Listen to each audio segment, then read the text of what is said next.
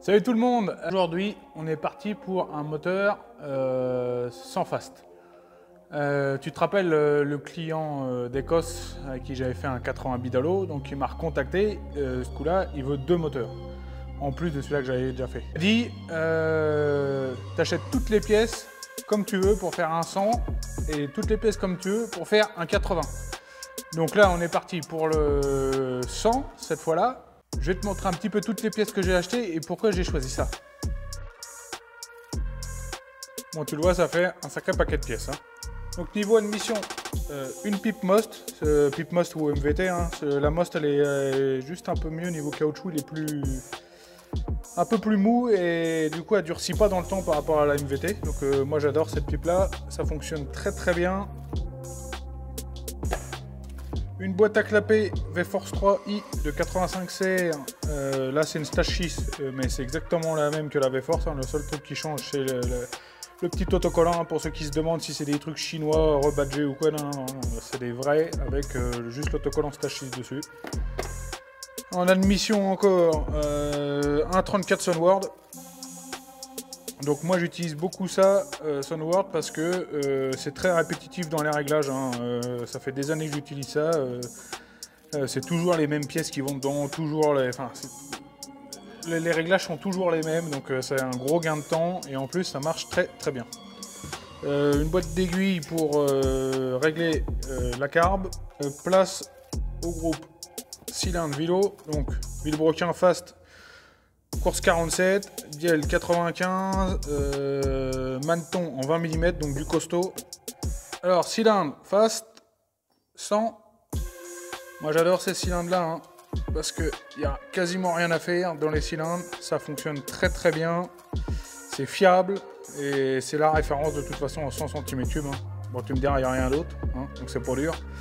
Voilà, c'est du 6 transfert, échappement à barrette.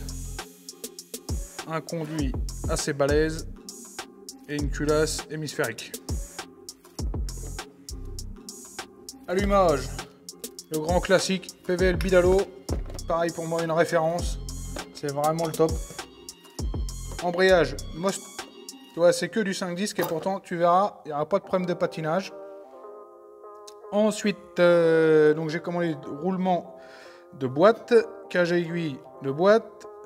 Cage à aiguille, arbre d'équilibrage, joint speed, arbre d'équilibrage, roulement de Vilo, joint speed Polini avec une lèvre qui réduit un petit peu la friction, des goujons, parce que ça c'est pas fourni avec le cylindre, des écrous de culasse d'origine derby cuivre, un petit obturateur Most, les joints Carter embrayage, kit de spi pour boîte de vitesse, etc.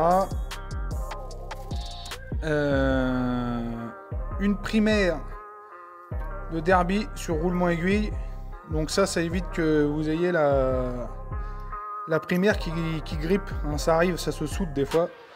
Avec ça, plus de problème, moi je monte ça pareil sur tous les moteurs, comme ça, plus de soucis. Et l'échappement, donc c'est un TXT, donc c'est un V21 mais modifié pour son châssis, parce que lui c'est sur une Metra Kit qui monte ça, donc il a fallu modifier un petit peu cette partie-là pour qu'elle soit plus courte, pour éviter d'aller toucher dans le pneu. Et enfin bon, il n'y a pas grand-chose, mais en gros c'est les codes d'un V21. Donc voilà, voilà pour toute la config. J'ai oublié les moteurs qu'il m'a envoyé. Donc tu vois, il m'a envoyé ça dans une malle en plastique. Tu vois, on n'est pas là pour rigoler, protégé à mort. Il y a les deux moteurs. Tu as un moteur qui est ici et l'autre moteur qui est là.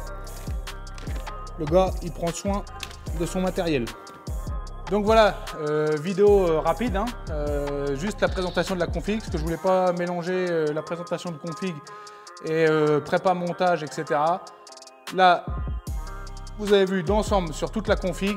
Prochaine étape, moteur, usinage, banc, les copeaux, enfin bref, on s'en mettra plein la gueule, on va s'en mettre plein les poumons, ça va être le top. Allez, je vous dis à la prochaine, tchuss.